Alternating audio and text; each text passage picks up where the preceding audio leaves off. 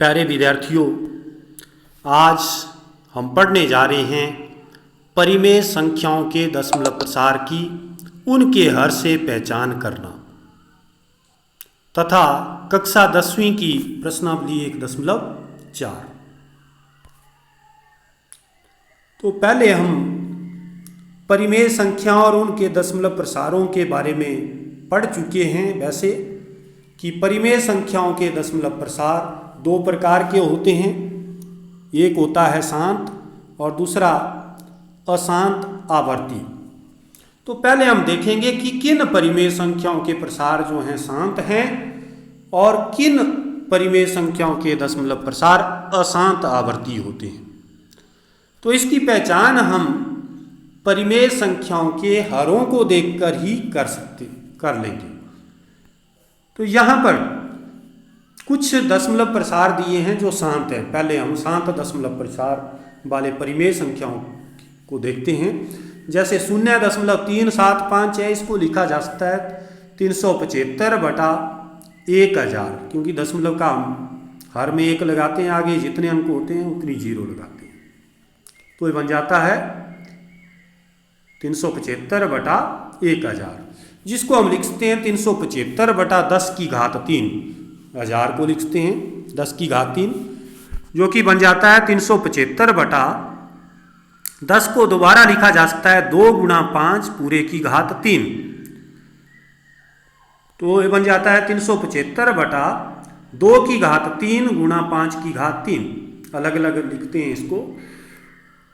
तो यहाँ आप देख रहे हैं कि हर में 2 की घात और 5 की घात है कुछ, या इसको लिखते हैं 375 को 3 × 125 3 × 5⁻³ बटा 2⁻³ × 5⁻³। तो 5⁻³ से 5⁻³ कैंसिल हुआ, ये बन जाएगा 3/2⁻³, जिसको हम फिर से लिखते हैं 3/2⁻³ × 5⁻0। इसी प्रकार एक और एग्जाम्पल लेते हैं हम। यहाँ एक और उदाहरण है शांत दशमलव प्रसार का 0.25। अब इसमें 0.25 को लिखा जा सकता है 25/100, यानी 25/10⁻²। अब इसको 10⁻² को हम हर में लिखेंगे 2 × 5⁻², 25 वैसे ही रहा 25/2⁻² × 5⁻², क्योंकि एक फॉर्मूला है कि a × b⁻m बराबर है a⁻m × b⁻m। तो फिर हम यहाँ देखते हैं कि 2 की घात और 5 की घात है हर में, या फिर अब दोबारा से इसको लिखें हम, तो बन जाएगा यहाँ 25 है, 25/2⁻² × 5⁻²। 25 को लिखते हैं हम 5⁻² बटा 2⁻² × 5⁻²।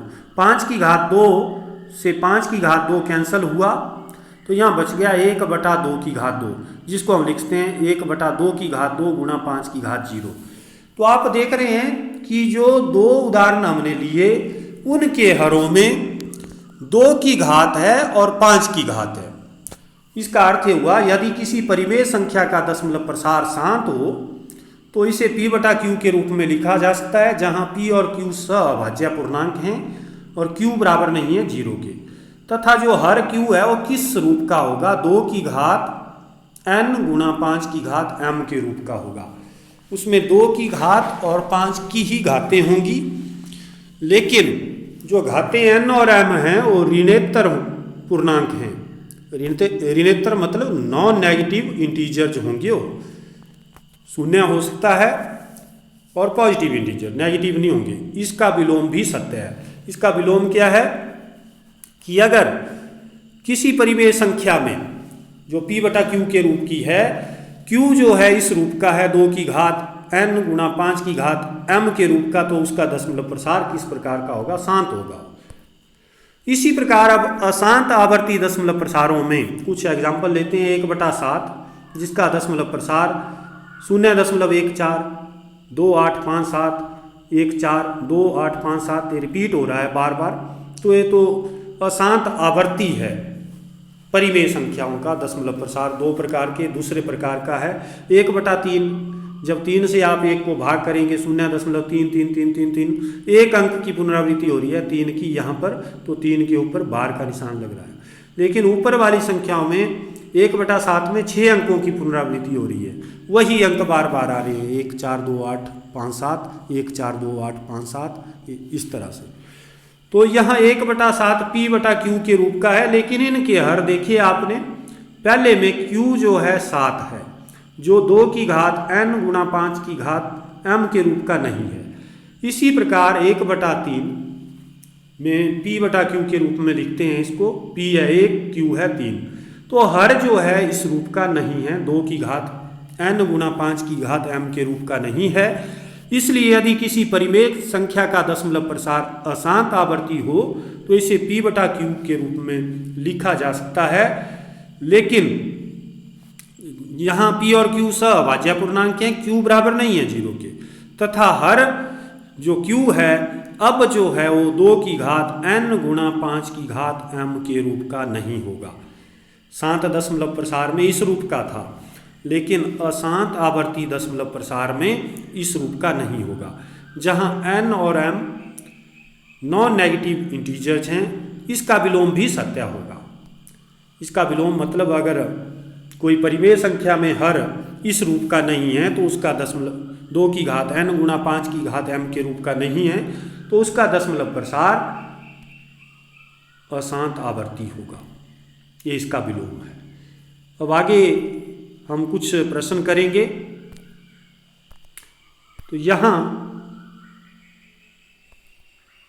प्रश्न नंबर 1 है, प्रश्नावली 1.4 का, बिना लंबी विभाजन प्रक्रिया किए बताइए कि निम्नलिखित परिमेय संख्याओं के दशमलव प्रसार शांत हैं या अशांत आवर्ती हैं।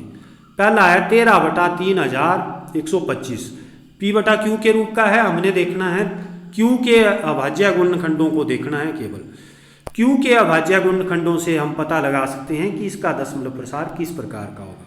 तो यहाँ 3125 है q जो हर है, तो उसके अभाज्य गुणनखंडन यहाँ किए हैं 5 गुणा 5 गुणा 5 गुणा 5 गुणा 5 5 की घात 5, जिसको हम लिखते हैं 5 की घात 5 गुणा 2 की घात 0, या 2 की घात 0 गुणा 5 की घात 5 भी लिखा जा सकता है क्रम विनिमय गुणन में क्रम विनिमयता का प्रयोग करके। तो जो 2 की घात है इसमें और 5 की घात है, 2 की घात n गुणा 5 की घात m के रूप का है। n की जगह यहाँ 0 है और घात 0 है क्योंकि, और m की जगह 5 है, नॉन नेगेटिव इंटीजर है, मतलब नेगेटिव ऋणात्मक नहीं है। तो अगर इस रूप का है 2 की घात n गुणा 5 की घात m के रूप का, तो इसका दशमलव प्रसार क्या होता है, शांत। इसी प्रकार आगे कुछ क्वेश्चन और हैं। दूसरा भाग है 17/8।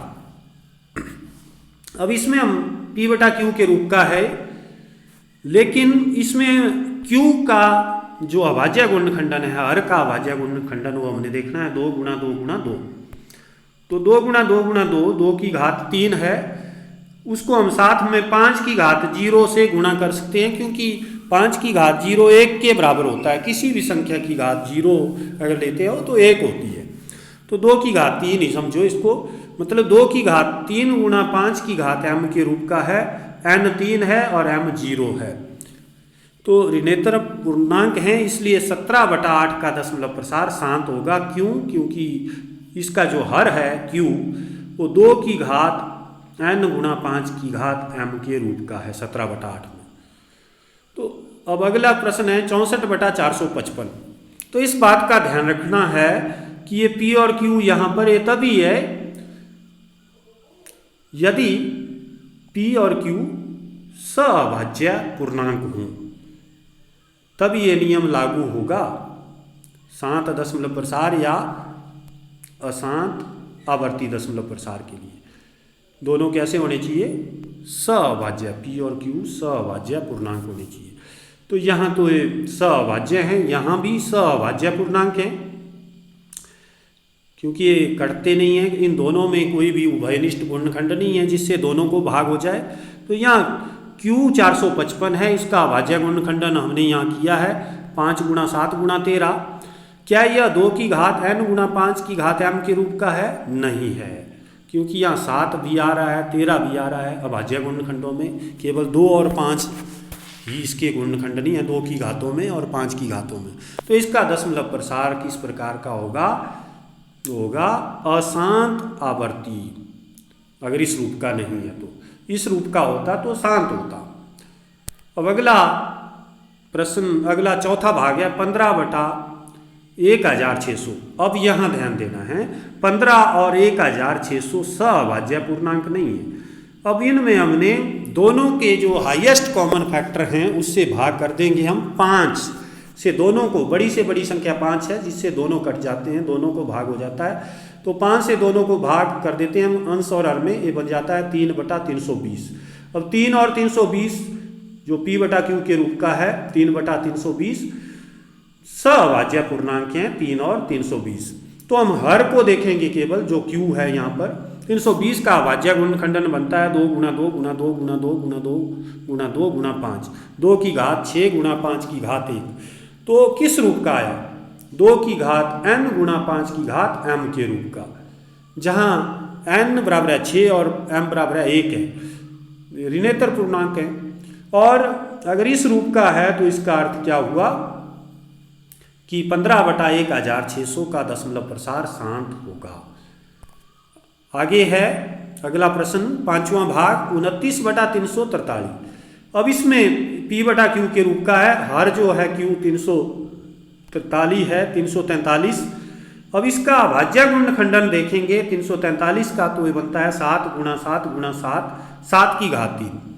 तो इसमें तो 2 की घात n गुणा 5 की घात m, इस तरह के कोई गुणनखंड नहीं आ रहे हैं। 7 की घात में हैं सभी गुणनखंड, इस रूप का नहीं है। अगर इस रूप का नहीं है तो इसका दशमलव प्रसार अशांत आवर्ती होगा। अब अगला छठा भाग है 23/2 की घात 3 गुणा 5 की घात 2, P/Q के रूप का है। लेकिन यहाँ जो हर है Q, वो पहले ही 2 की घात 3 और 5 की घात 2 के रूप का है, मतलब 2 की घात n गुणा 5 की घात m के रूप का है, इसलिए इसका दशमलव प्रसार शांत होगा। n और m ऋणेतर पूर्णांक हैं, नॉन नेगेटिव इंटीजर्स हैं। अब अगला 7वां भाग है, मान लीजिए x बराबर 129/2 की घात 2, 5 की घात 7, 7 की घात 5, तो बराबर है P/Q के रूप का आया। लेकिन जो हर है Q, वो 2 की घात 2 गुणा 5 की घात 7 गुणा 7 की घात 5 के रूप का है। तो इसमें 7 की भी घात आ रही है, 2 और 5 के अलावा 7 की भी घात आ रही है। तो इसका अर्थ ये हुआ कि ये जो है 2 की घात n गुणा 5 की घात m के रूप का नहीं है। तो जब इस रूप का नहीं होता तो दशमलव प्रसार किस प्रकार का होता है? अशांत आवर्ती। तो इसका दशमलव प्रसार अशांत आवर्ती है। अब कुछ विद्यार्थी क्या करते हैं, गलतियाँ करते हैं, जैसे यहाँ 6/15, तो यहाँ ये जो है 6/15 सअभाज्य पूर्णांक नहीं है।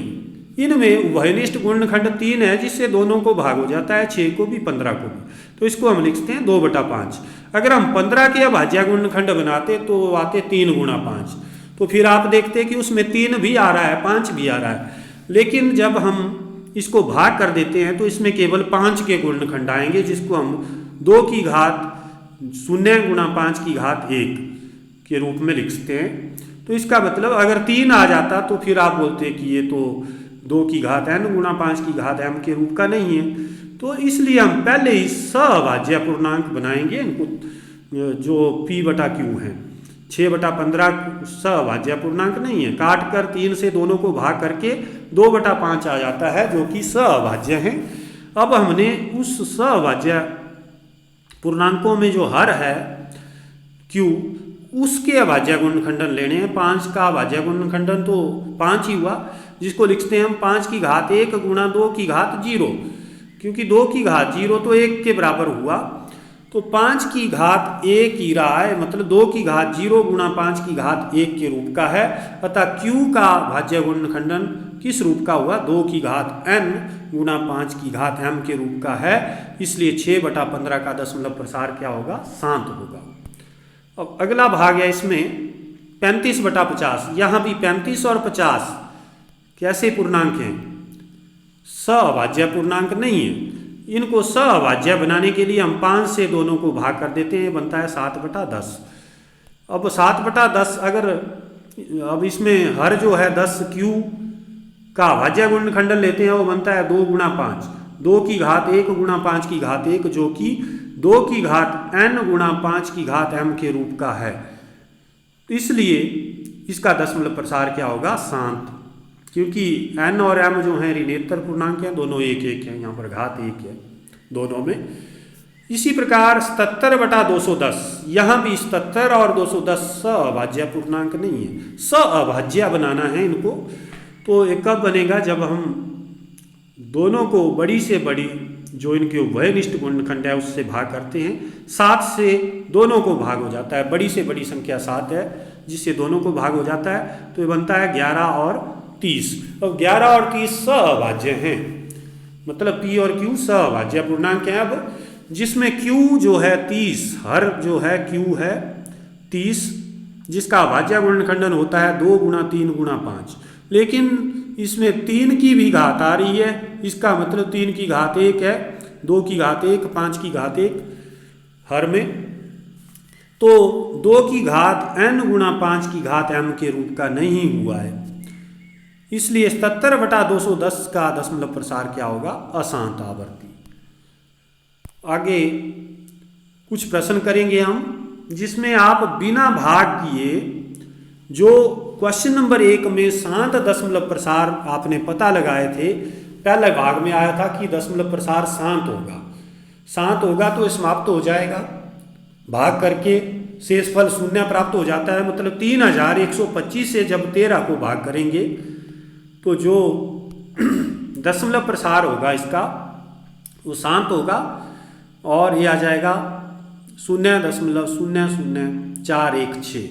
अब यहाँ समाप्त हो गया है, शांत, ना कोई पुनरावृत्ति नहीं हो रही है और समाप्त हो रहा है।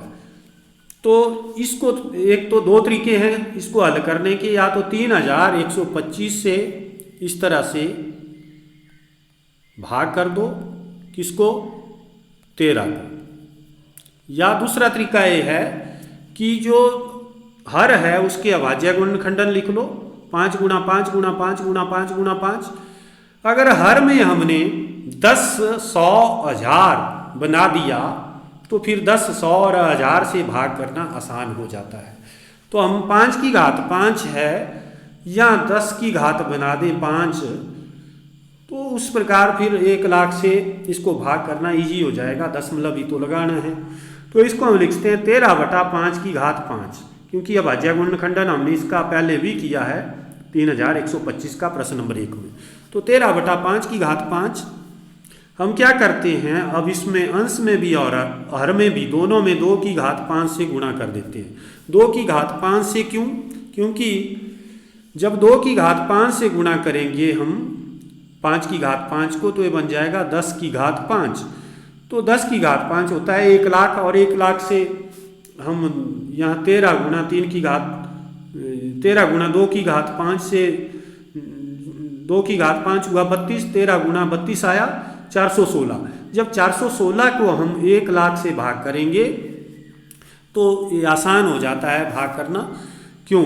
क्योंकि जितनी जीरो होती हैं इसमें 2, 2, 4, 1, 5 शून्य हैं, 1, 2, 3, 4, 5 अंक दाईं ओर से गिनते हैं, उसके बाद हम दशमलव लगा देते हैं।